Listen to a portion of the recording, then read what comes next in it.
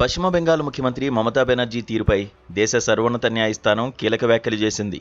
Money laundering వ్యవహారంలో రాజకీయ consultancy సంస్థ ఐపాక్ పై జరుగుతున్న ఈడీ విచారణలో సీఎం మమత, ఆ రాష్ట్ర ఉన్నతాధికారులు నేరుగా కలగజేసుకోవడం సరికాదని సుప్రీంకోర్టు తెలిపింది. ఆమె చర్యలు ప్రజాస్వామ్యాన్ని ప్రమాదంలోకి నెట్టేలా ఉన్నాయని వ్యాఖ్యానించింది. బెంగాల్లో చోటు చేసుకున్న బొగ్గు కుంభకోణానికి సంబంధించి నమోదైన మనీ లాండరింగ్ కేసుపై ఈడీ గత కొన్నాళ్లుగా దర్యాప్తు చేస్తోంది. అయితే ముఖ్యమంత్రి మమతా బెనర్జీతో పాటు ప్రభుత్వాధికారులు దర్యాప్తులో జోక్యం చేసుకుంటున్నారంటూ ఈడీ సుప్రీంకోర్టును ఆశ్రయించింది. దీనిపై విచారణ చేపట్టిన సర్వోన్నత న్యాయస్థానం ముఖ్యమంత్రి స్థానంలో ఉన్న వ్యక్తి ఇలా ప్రవర్తించే పరిస్థితి తలెత్తుతోందని రాజ్యాంగ నిర్మాత అంబేద్కర్ ఎప్పుడూ ఊహించి ఉండరని వ్యాఖ్యానించింది. ఇది ఒక రాష్ట్రానికి, కేంద్రానికి మధ్య వివాదం కాదని, ఓ ముఖ్యమంత్రి నేరుగా విచారణలో జోక్యం చేసుకోవడం సమర్థనీయం కాదని స్పష్టం చేసింది.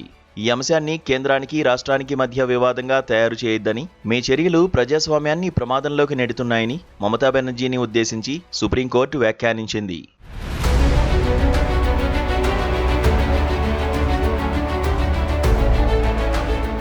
మరోవైపు ఈడీ తరఫు న్యాయవాది వాదనలు వినిపిస్తూ ఐపాక్ సహవ్యవస్థాపకుడు, డైరెక్టర్ ప్రతీక్ జైన్ ఇంట్లో ఈడీ సోదాలు నిర్వహిస్తున్న సమయంలో ముఖ్యమంత్రి మమతా బెనర్జీ తన అధికారులతో కలిసి అక్కడకు ప్రవేశించినట్టు కోర్టుకు వెల్లడించారు.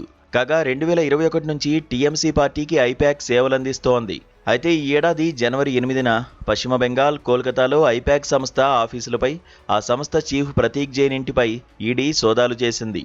ఒక మనీ లాండరింగ్ కేసుపై విచారణలో భాగంగా ఈ దాడులు చేసింది. అయితే ఈ దాడుల సందర్భంగా పశ్చిమ బెంగాల్ సీఎం మమతా బెనర్జీ హైడ్రామా నడిపారు.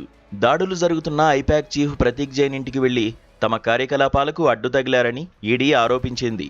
అంతేకాదు ప్రతీక్ జైన్కు సంబంధించిన ల్యాప్టాప్, ఇంకొన్ని కీలక డాక్యుమెంట్లు తీసుకువెళ్లారని పేర్కొంది.